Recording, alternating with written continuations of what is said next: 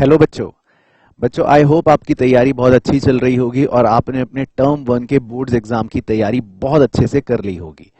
आपने हमारी revision series को ज्वाइन करा और हमारी रिवीजन सीरीज में हुए सैंपल पेपर्स के डिस्कशन में बढ़ चढ़कर पार्टिसिपेट करा और मैं उम्मीद कर रहा हूं कि उस रिवीजन सीरीज में आपको काफी बेनिफिट मिला होगा। मैंने कैलकुलेट करा था उस रिवीजन सीरीज को अगर हम टोटलिटी में देखें तो मैंने उसमें 1500 से ज्यादा क्वेश्चंस आपके साथ डिस्कस करे हैं।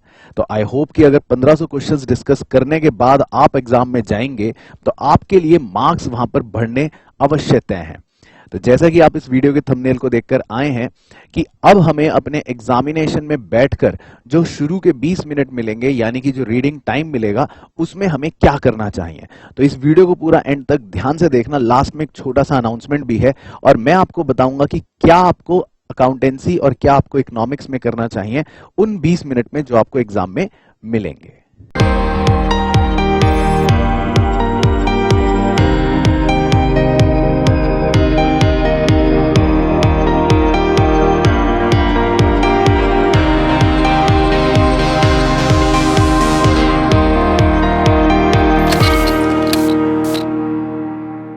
तो शुरू करते हैं बच्चों हम अकाउंटेंसी के पेपर के साथ। जैसा कि आप सब जानते हैं अकाउंटेंसी का पेपर हमारा दो पार्ट्स में डिवाइडेड होगा, पार्ट 1 और पार्ट 2। सबसे पहले पार्ट 1 की अगर हम बात करें जिसके अंदर पार्टनरशिप और कंपनी अकाउंट से हमारे क्वेश्चंस आएंगे, वो 3 सेक्शन में डिवाइडेड होगा, ए, बी और सी। ए सेक्शन में भी 18 क्वेश्चंस होंगे, बी सेक्शन में भी 18 क्वेश्चंस होंगे और सी सेक्शन में 5 क्वेश्चंस होंगे, जिनमें से आपको सेक्शन ए में सिर्फ 15 क्वेश्चन करने हैं, सेक्शन बी में सिर्फ 15 क्वेश्चन करने हैं और सेक्शन सी में सिर्फ 4 क्वेश्चन करने हैं। देन उसके बाद हमारी फाइनेंशियल स्टेटमेंट की किताब यानी कि पार्ट 2, उसको भी दो पार्ट्स में डिवाइड करा है, सेक्शन ए और सेक्शन बी, जिसमें सेक्शन ए में और बी में 7-7 क्वेश्चन होंगे, जिसमें से ए में से आपको 5 और बी में से आपको 6 क्वेश्चन करने हैं। अब जब आप पेपर लेकर बैठोगे और आपका 20 मिनट का रीडिंग टाइम होगा तो उस समय आप कुछ लिख तो सकते नहीं हो रीडिंग टाइम में। अब उसको कैसे यूटिलाइज करना है आपको अकाउंटेंसी पेपर में, मैं आपको टेक्निक बता रहा हूं, बड़े ध्यान से सुनना। मैंने आपके साथ डिस्कस करा था और आपको बताया था कि हमारे पेपर के अंदर जो सेक्शन बी होता है वो सबसे मुश्किल होता है। सेक्शन ए के क्वेश्चंस कंपैरेटिवली डायरेक्ट होते हैं जबकि सेक्शन बी के क्वेश्चंस कंपैरेटिवली थोड़ा एप्लीकेशन बेस्ड होते हैं। अब 20 मिनट में हमको कैसे यूटिलाइज करना है टाइम को, बड़े ध्यान से सुनना। अगर हम पेपर शुरू करने के बाद ये डिसाइड करने बैठे कि कौन से 18 में से कौन से 3 नहीं करने हैं या छोड़ने हैं तो एग्जाम का मेन टाइम हमारा वेस्ट हो जाएगा। पता चला आपने कोई क्वेश्चन स्टार्ट कर दिया सॉल्व करना, आधा करने के बाद आपको लगा अरे इसमें तो मैं फंस गया या ये हो नहीं रहा, इसमें तो अटक गया, चलो ये छोड़ के दूसरा करता हूं। वो आपका टाइम वेस्ट करेगा और पता चला जो 15 क्वेश्चन आप एक्चुअल में करके आ रहे हो उसी में इतना टाइम निकल गया कि बचे हुए सेक्शन के क्वेश्चंस करने में आपको टाइम कम पड़ा या आपके क्वेश्चन छूट गए या गलत हो गए। तो आपको अपना 20 मिनट के रीडिंग टाइम को सबसे बेस्ट कैसे यूटिलाइज करना है, आप सबसे पहले सेक्शन बी के क्वेश्चंस को रीड करेंगे अपने रीडिंग टाइम में। सबसे पहले पेपर मिलते ही सेक्शन बी के क्वेश्चंस थोड़े से ट्रिकी होते हैं, एप्लीकेशन बेस्ड होते हैं, तो जब आप उनको रीडिंग टाइम में पढ़ेंगे धीरे धीरे तो आपको आइडिया लग जाएगा कि कौन सा क्वेश्चन ज्यादा ट्रिकी है या कौन सा क्वेश्चन मुझे नहीं आता और कौन सा क्वेश्चन मुझे आता है। उस समय आपको रीडिंग टाइम में ये सेलेक्ट करना है, ये सोच के रखना है कि इन 18 क्वेश्चंस में मैं कौन से 3 क्वेश्चंस नहीं करूंगा जो शक्ल से मुझे लग रहे हैं या पढ़ने के बाद लग रहे हैं कि ये तो मुझे नहीं आते या नहीं हो रहे। तो वो यूटिलाइजेशन होगा आपके रीडिंग टाइम का, जिसमें सबसे पहले आप सेक्शन बी पर अटैक करोगे। उसके बाद आपको सेक्शन ए के क्वेश्चंस पढ़ने हैं और उसमें भी अपने सेम 3 क्वेश्चंस को एलिमिनेट करना है। मैंने इसको प्रैक्टिकली करके देखा और 20 मिनट के अंदर मैं आसानी से सेक्शन बी और सेक्शन ए में क्वेश्चंस की रीडिंग ले पा रहा था, तो ये प्रैक्टिकली पॉसिबल है। अब अगर आप देखो सेक्शन सी में 5 में से 4 क्वेश्चन करने हैं, ये डिसीजन आप उसी समय ले सकते हो। और सेक्शन सी का वैसे भी जो क्वेश्चन होता है वो केस बेस्ड क्वेश्चन होता है, तो आपको केस वैसे भी पूरा पढ़ना है और उसके सारे क्वेश्चंस को वैसे भी आंसर करना है, तो आप उसको कभी भी कोई एक क्वेश्चन तभी छोड़ सकते हो, इसको रीडिंग टाइम में पढ़ने की कोई आवश्यकता नहीं है। इसी तरह अगर आप पार्ट 2 में देखो तो सेक्शन ए में आपको 7 में से 5 क्वेश्चंस करने हैं। इसमें मेजॉरिटी शुरू में रेशियो के क्वेश्चन होते हैं, लास्ट में 2 क्वेश्चन रीजन और असर्शन बेस्ड होते हैं। अगर आपको लगा करते करते कि आपके पहले 5 क्वेश्चन ठीक हो गए या हो चुका तो आप लास्ट के 2 क्वेश्चन वैसे ही छोड़ दो। तो इसको भी आपको रीडिंग टाइम में पढ़ के टाइम वेस्ट करने की जरूरत नहीं है। और जो सबसे लास्ट पार्ट है उसमें तो करने ही आपको 7 में से 6 क्वेश्चन है, तो यानी कि वो तो आप आराम से पेपर करते समय ही कोई भी एक क्वेश्चन एलिमिनेट कर सकते हो। और मैं जानता हूं आप कौन सा करोगे, ये भी मैं आपको बता देता हूं। उस लास्ट पार्ट के अंदर रेशियोज का एक क्वेश्चन आता है जिसमें वो पूछता है कि किसी पर्टिकुलर ट्रांजैक्शन से रेशियो इंक्रीज होगा या डिक्रीज होगा। तो मैं जानता हूं ज्यादातर बच्चे उसी में फंसते हैं, तो आप उसमें वही क्वेश्चन छोड़ कर आओगे।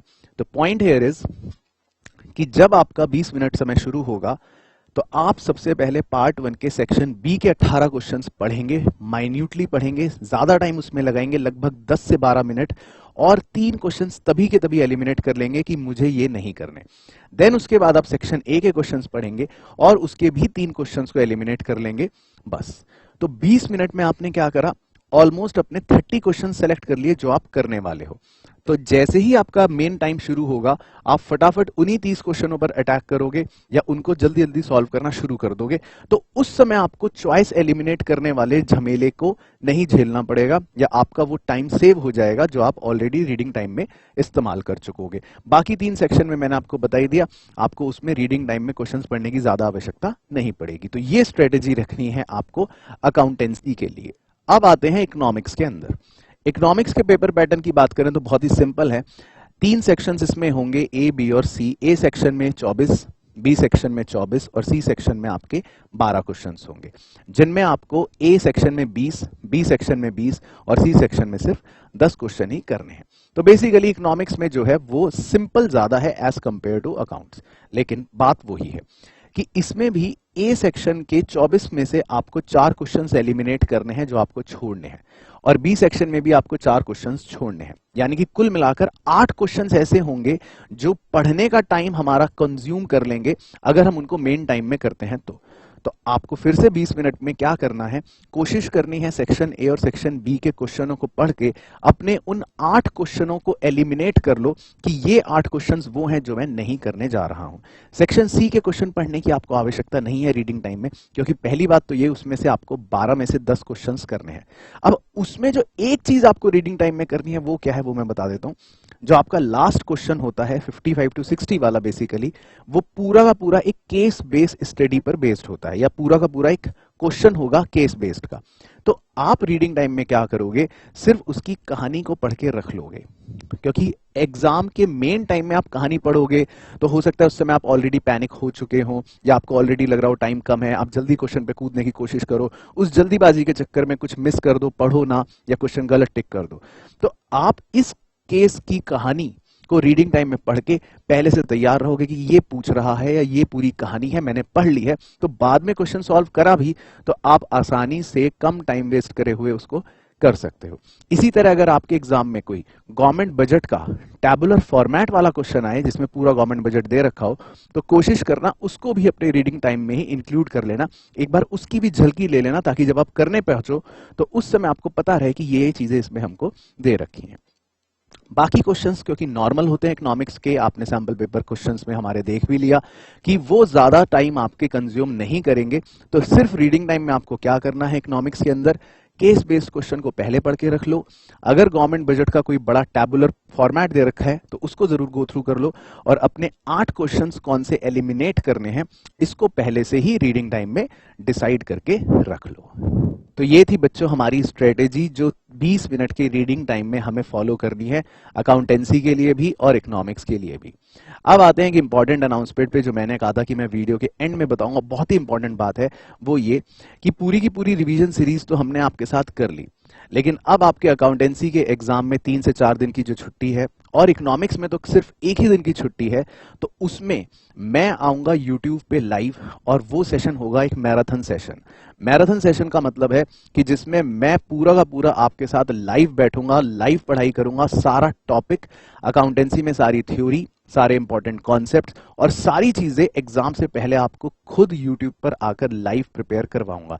और इकोनॉमिक्स में तो क्योंकि आपकी 1 ही दिन की छुट्टी है, तो उसमें तो हम अपने अकाउंटेंसी वाले पेपर के शाम को ही वो सेशन रखेंगे, ताकि 1 दिन का जो गैप आपको मिलेगा सिर्फ उसमें आप अपना रिवीजन करें, और उससे पहले एक रात को मैं शाम को ही लाइव आकर आपको पूरा इकोनॉमिक्स थॉरो करवा दूंगा अपने साथ, सारे कॉन्सेप्ट्स, सारे इंपॉर्टेंट क्वेश्चंस, और आपको वो भी बताऊंगा उन बच्चों को स्पेशली जिन्होंने अगर कुछ भी नहीं पढ़ रखा तो किस तरह से वो पास हो सकते हैं या कौन से ऐसे इंपॉर्टेंट टॉपिक्स करें, या उनको मैं खुद ही करवाऊंगा जिनकी मदद से आप अपने अपने एग्जाम को अच्छे से क्लियर कर लेंगे और होपफुली आपके मार्क्स भी बहुत अच्छे आएंगे।